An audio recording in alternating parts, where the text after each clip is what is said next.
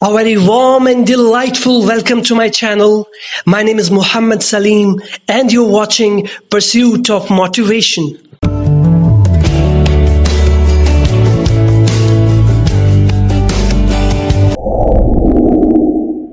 Today in this video, we are going to learn the first lesson of NCERT book, First Flight of Class 10th. The name of the lesson is A Letter to God, written by G.L. Fuentes. And you can subscribe my channel if you like what I do. I hope you all are exuberant to learn this lesson. So, let's get started. G.L. Fuentes एक Mexican novelist, poet और एक journalist थे। उन्होंने अपनी writings की मदद से Mexican revolution में बहुत बड़ी भूमिका निभाई। अपनी जवानी में उन्होंने अपने पिता के जनरल स्टोर पे बहुत समय बिताया, जहां वो इंडियंस, फार्मर्स और लोकेलिटी के मजदूरों के संपर्क में आए और इन सब के जीवन के बारे में उन्होंने बाद में बहुत ही गहराई के साथ लिखा। पोएट्री और नॉवेल्स लिखने में असफल होने के बाद उन्होंने मैक्सिकन रिवॉल्यूशन के अपने एक्सपीरियंसेस को अपनी राइटिंग्स के माध्यम से शेयर किया। उन्हें पहली सफलता उनकी बुक कैपमेंटो के लिए मिली, जो 1931 में पब्लिश हुई। उसके बाद उन्होंने कई और किताबें लिखी, जैसे टायरा, जो 1932 में पब्लिश हुई, मी जनरल, जो 1934 में पब्लिश हुई, और एल इंडियो, जो कि 1935 में पब्लिश हुई। और इन सब राइटिंग्स के लिए वो बहुत फेमस हुए और 1935 में उन्हें national prize of arts and science से सम्मानित किया गया। अ लेटर टू गॉड, ईश्वर के नाम एक पत्र। इस कहानी के माध्यम से जी.एल. फुएंटेस ने एक व्यक्ति की ईश्वर पे सच्ची निष्ठा और आस्था को दर्शाया है। इस कहानी से हमें यह सीख मिलती है कि अगर एक मनुष्य ईश्वर के प्रति सच्ची निष्ठा रखे और ईश्वर पे सच्चे दिल से विश्वास करे, तो उसके लिए कोई भी कार्य असंभव नहीं है। और अगर मनुष्य इस विश्वास के साथ ईश्वर से मदद मांगे, तो ईश्वर अवश्य ही उसकी सहायता करेंगे। यह कहानी लैटिन अमेरिकन कंट्री में सेट की गई है। लेंचो, जो कि एक किसान है, इस कहानी का मेन कैरेक्टर है। इस कहानी में लेंचो एक बहुत ही धार्मिक और पवित्र व्यक्ति बताया गया है। उसे ईश्वर की अच्छाई और उदारता पे अटूट विश्वास है।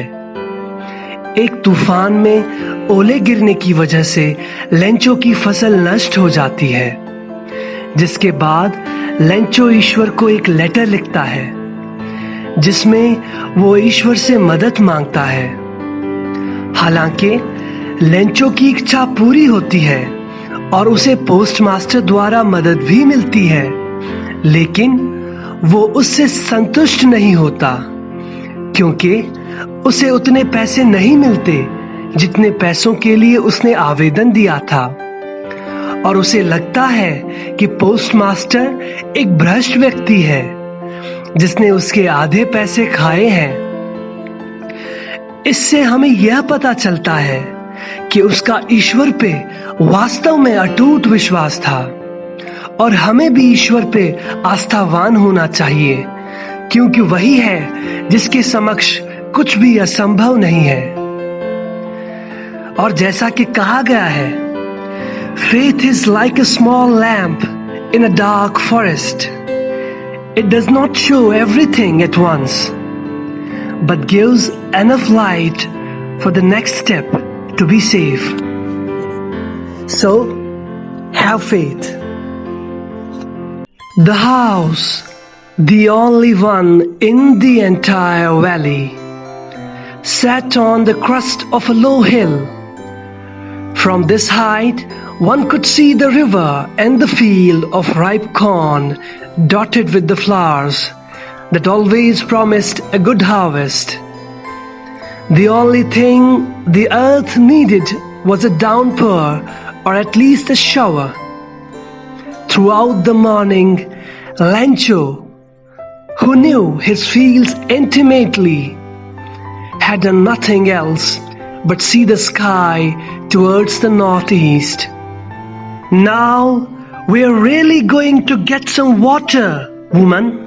The woman who was preparing supper replied, Yes, God willing. The older boys were working in the field, while the smaller ones were playing near the house until the woman called to them all, Come for dinner. It was during the meal that, just as Lencho had predicted, big drops of rain began to fall. In the northeast, huge mountains of clouds could be seen approaching. The air was fresh and sweet. The man went out for no other reason than to have the pleasure of feeling the rain on his body. And when he returned, he exclaimed, These aren't raindrops falling from the sky. They are new coins. The big drops are 10-cent pieces and the little ones are 5s. Crust. It means top of a hill. एक valley में एक छोटी सी पहाड़ी के ऊपर एक अकेला मकान था। उस मकान से पूरी वैली बहुत खूबसूरत दिखती थी। उस ऊंचाई से नदी और मकई के खेत देखे जा सकते थे। वो खेत फूलों से भरे हुए थे और उन खेतों को देखकर यही लगता था कि यह बहुत अच्छी फसल देंगे। लेकिन अच्छी पैदावार होने के लिए बस एक चीज की जरूरत थी, वह थी भारी बारिश, या फिर कम से कम बारिश की हल्की सी बौछार। लेंचो, जो कि बहुत ही एक्सपीरियंस किसान था और अपने काम को अच्छे से समझता था, वो बस उत्तर पूर्व यानी नॉर्थ ईस्ट की दिशा में आसमान की तरफ देख रहा था, बारिश के इंतजार में। वो अपनी पत्नी से कहता है कि अब सचमुच बारिश होने वाली है। उसकी पत्नी रात का भोजन बना रही होती है। वो जवाब में कहती है कि यदि ईश्वर ने चाहा तो बारिश जरूर होगी।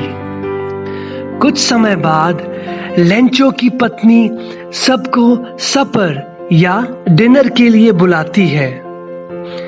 उनके बड़े लड़के खेतों में काम कर रहे होते हैं और छोटे लड़के घर के नजदीक खेल रहे होते हैं।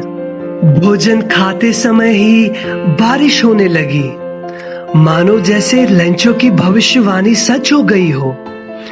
बारिश की बड़ी बड़ी बूंदें गिरने लगी। नॉर्थ ईस्ट की डायरेक्शन से बड़े बड़े पहाड़ जैसे बादल दिखाई देने लगे और ताजी हवा चलने लगी। लेंचो बाहर निकला और बारिश में भीगकर बारिश का मजा लेने लगा। वो बहुत खुश था।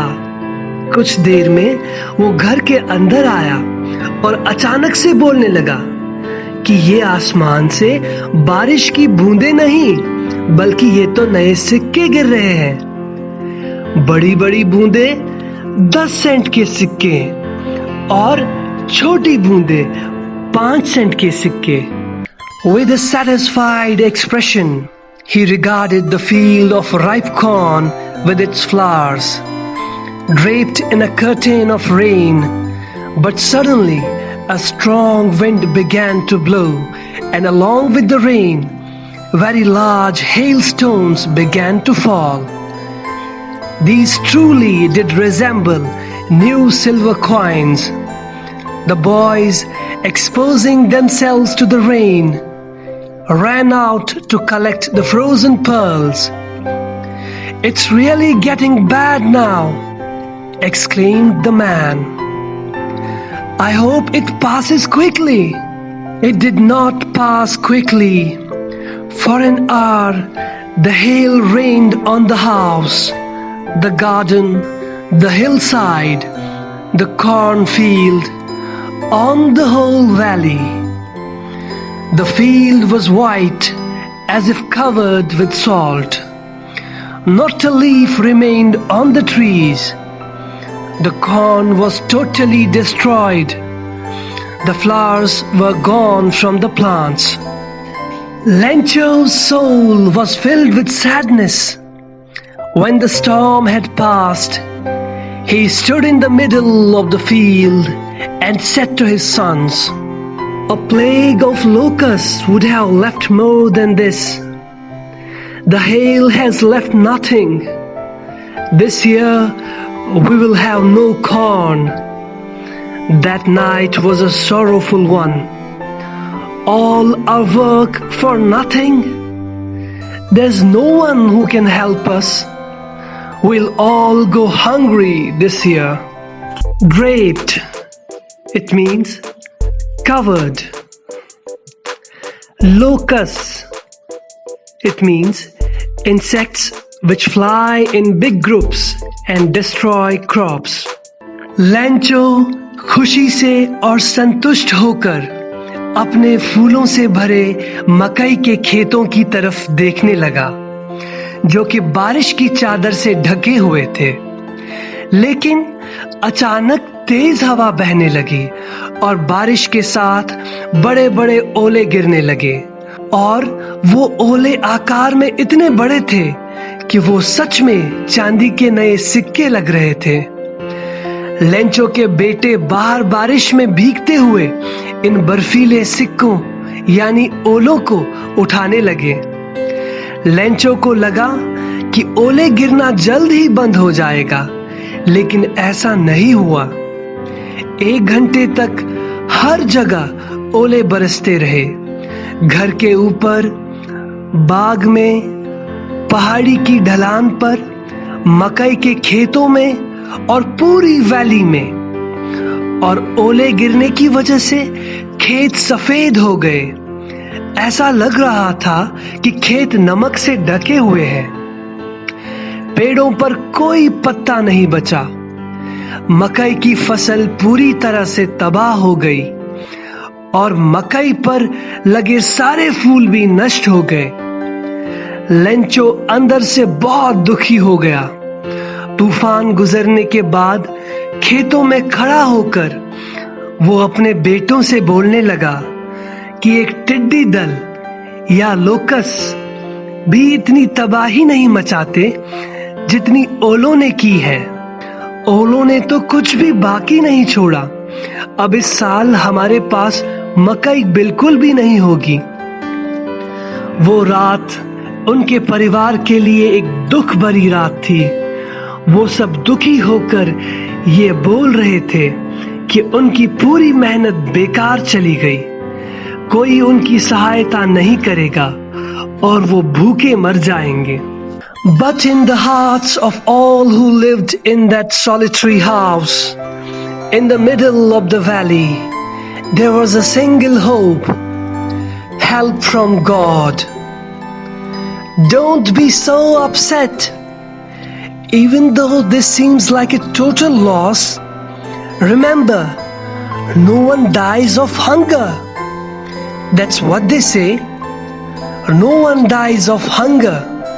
All through the night, Lencho thought only of his one hope: the help of God, whose eyes, as he had been instructed, see everything, even what is deep in one's conscience. Lencho was an ox of a man, working like an animal in the fields. But still he knew how to write. The following Sunday, at daybreak, he began to write a letter which he himself would carry to town and place in the mail. It was nothing less than a letter to God. God, he wrote, if you don't help me, my family and I will go hungry this year. I need 100 pesos in order to sow my field again and to live until the crop comes. Because the hailstorm, he wrote to God on the envelope, put the letter inside, and still troubled, went to town. At the post office, he placed a stamp on the letter and dropped it into the mailbox. Conscience, it means an inner sense of right and wrong. Peso, it is a currency of several Latin American countries. लेकिन उन सभी लोगों के दिल में जो उस valley में उस सुनसान घर में रहते थे, यानी लेंचो के परिवार वाले, उनके दिल में यह उम्मीद थी कि ईश्वर उनकी सहायता जरूर करेंगे। लेंचो अपने परिवार को समझाने की कोशिश करता है। वो उन्हें कहता है कि उन्हें परेशान होने की कोई जरूरत नहीं है। हालांकि उन सबको लग रहा है सब नष्ट हो गया है, लेकिन भूख से कोई नहीं मरता और सब ये मानते भी हैं। लेंचो पूरी रात बस ईश्वर की सहायता के बारे में सोचता रहा।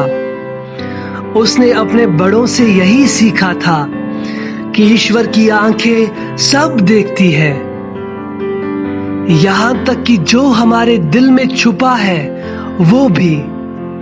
ईश्वर किसी के साथ अन्याय नहीं करता। लेंचो बहुत ही मेहनती इंसान था। वो खेतों में बैल की तरह काम करता था, लेकिन फिर भी वो लिखना जानता था।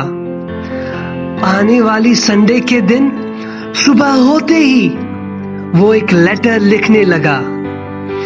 इस लेटर को वो खुद शहर जाकर डाक में डालने वाला था, और वो जो लिख रहा था वो कुछ और नहीं बल्कि ईश्वर के नाम का एक लेटर था। उसने अपने लेटर में लिखा, हे ईश्वर, यदि आप मेरी मदद नहीं करेंगे तो मुझे और मेरे परिवार को इस साल भूखे रहना होगा। मुझे अपने खेत में फिर से बोने के लिए और अगली फसल तक जीने के लिए 100 पेसोस की जरूरत है, क्योंकि ओलों ने और जो कुछ उसके साथ हुआ था उसने लिखा। फिर उसने एनवेलोप पर लिखा, ईश्वर के लिए, और लेटर को एनवेलोप के अंदर डाल दिया और अब भी परेशान सा शहर की ओर चल पड़ा। पोस्ट ऑफिस में उसने लेटर पर टिकट लगाया और मेल बॉक्स में अपना लेटर डाल दिया। One of the employees, who was a postman and also helped at the post office, went to his boss, laughing heartily, and showed him the letter to God. Never in his career as a postman had he known that address.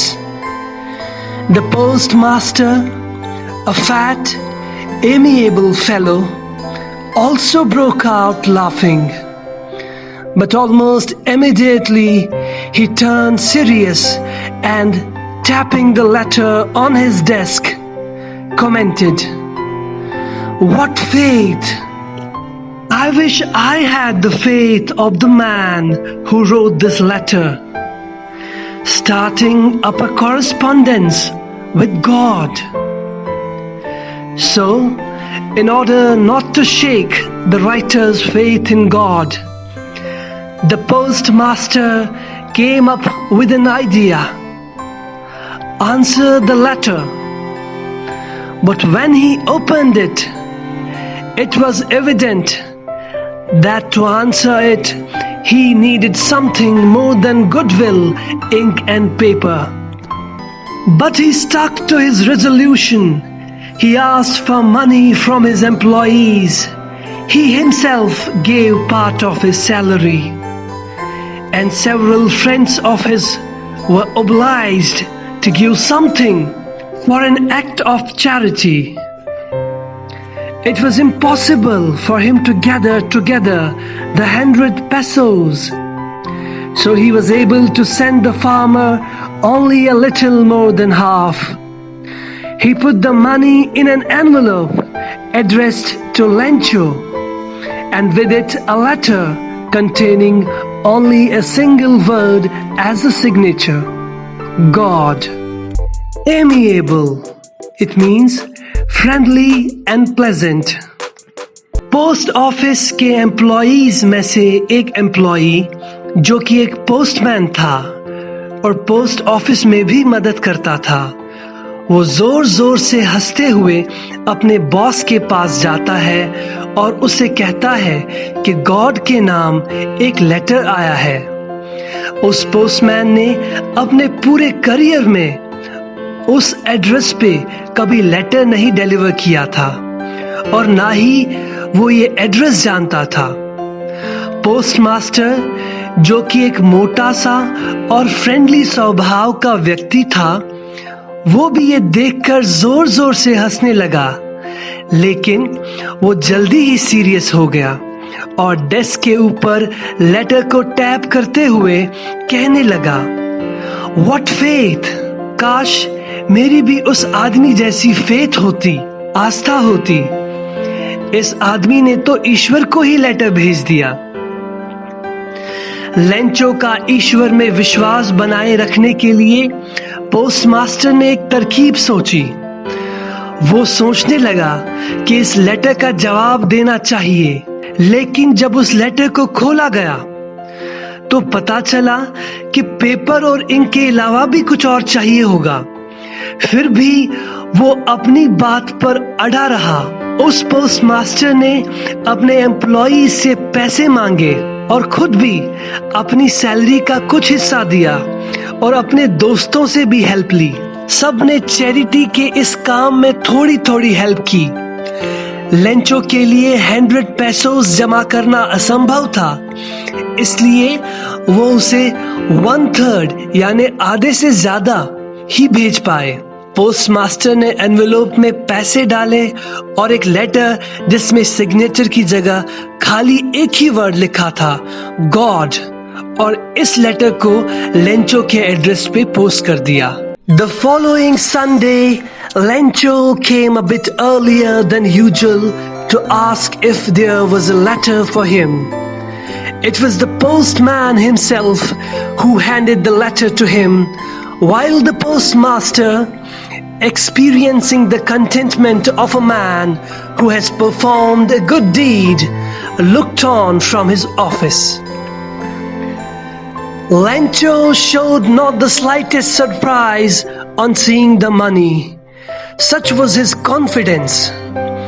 But he became angry when he counted the money. God could not have made a mistake, nor could he have denied Lencho what he had requested. Immediately, Lencho went up to the window to ask for paper and ink. On the public writing table, he started to write, with much wrinkling of his brow, caused by the effort he had to make to express his ideas. When he finished, he went to the window to buy a stamp, which he licked and then affixed to the envelope with a blow of his fist. The moment the letter fell into the mailbox, the postmaster went to open it. It said, God, of the money that I asked for, only 70 pesos reached me. Send me the rest, since I need it very much. But don't send it to me through the mail, because the post office employees are a bunch of crooks. Lencho. Contentment. It means satisfaction. अगली Sunday के दिन Lencho रोजाना से कुछ पहले ही post office पहुंच गया, ये पूछने के लिए कि उसके लिए कोई लेटर तो नहीं आया। पोस्ट मास्टर ने खुद उसे वो लेटर दिया। पोस्ट मास्टर ये अच्छा काम करके बड़े संतुष्ट थे। जैसे कि एक अच्छा काम करने से एक इंसान को संतुष्टि या सेटिस्फैक्शन प्राप्त होती है, वो ऑफिस से लेंचो को देख रहे थे। लेंचो को ईश्वर पे इतना विश्वास था कि वो पैसे देखकर बिल्कुल भी हैरान नहीं हुआ। लेकिन जब उसने पैसे गिने तो उसे बहुत गुस्सा आया। उसे पूरा यकीन था कि ईश्वर गलती नहीं कर सकता है और ना ही लेंचो को जो उसने मांगा था देने से मना कर सकता है। वो जल्दी ही पोस्ट ऑफिस की खिड़की पे पेपर और पेन मांगने के लिए गया।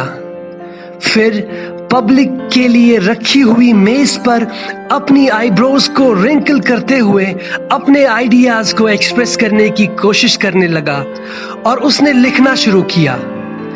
लेटर लिखने के बाद वो पोस्ट ऑफिस की खिड़की पे टिकट खरीदने गया और उस टिकट को जीभ से गीला किया और फिर अपनी मुट्ठी से घूंसा मारकर लिफाफे पे चिपका दिया।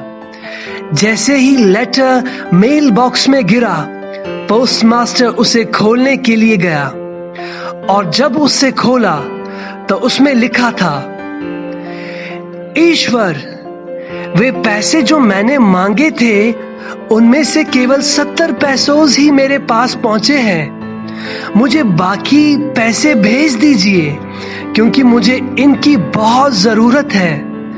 लेकिन ये पैसे मुझे मेल के द्वारा नहीं भेजना क्योंकि पोस्ट ऑफिस के एम्प्लॉइज ठग हैं। Lencho. That's all for today's video. I hope you enjoyed this video. Till next time, take care, stay blessed.